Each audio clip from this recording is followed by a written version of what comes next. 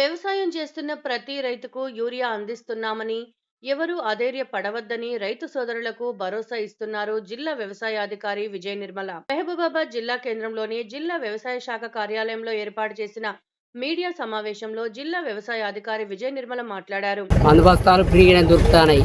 మాకు పోలీసులు కూడా మంచిగానే అవకాశం చేస్తాను. నీళ్ళ ప్రాబ్లం ఏం లేదు. అంతకుముందు కొద్దిగా ఇబ్బంది జరిగిందని ఇప్పటి నుంచి ఫ్రీగా నడుస్తుంది. మందు బస్తాలు మాత్రం పోతే ఆవుడు లేదు. పోయినట్టే టోకన్లు వస్తున్నాయి, మందు బస్తాలు దొరుకుతున్నాయి, తెచ్చుకుంటాను. మాకు నీళ్ళ సౌకర్యం కూడా మంచిగానే చేస్తాను. నమస్కారం అండి. ముఖ్యంగా ఇక్కడికి విచ్చేసిన పాత్రికేయ మిత్రులందరికీ నమస్కారం.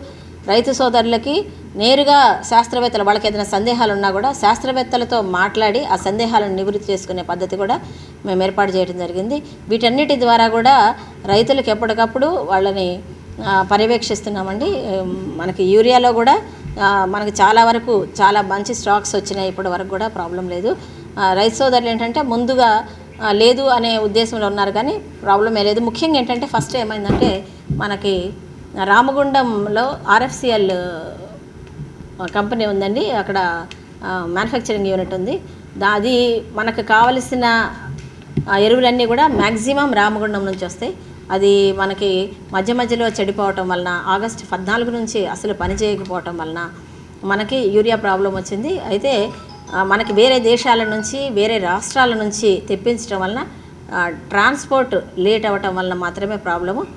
ఇప్పటికి ఆ ప్రాబ్లమ్స్ అన్నీ కూడా క్లియర్ అయ్యి ఇప్పుడు రెగ్యులర్గా మనకి నిల్వలు యూరియా రావడం జరుగుతుందండి. ఈ వానాకాలం వ్యవసాయ సీజన్కి గాను మనకి దాదాపు 35,000 మెట్రిక్ టన్నులు గత సంవత్సరం ఎక్కువ హైయెస్ట్ రిక్వైర్మెంట్తో పోలిస్తే గత 35,000 మెట్రిక్ టన్నులు మనకి ఎరువులు యూరియా కావాల్సి ఉందండి.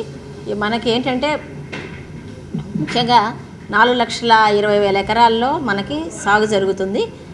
ఇప్పటి వరకు మిరప మినహా అన్ని పంటలు కూడా సాగు చేయడం జరిగింది. దాదాపు 3,70,000 ఎకరాల్లో ఇప్పటి వరకు సాగు జరుగుతుంది.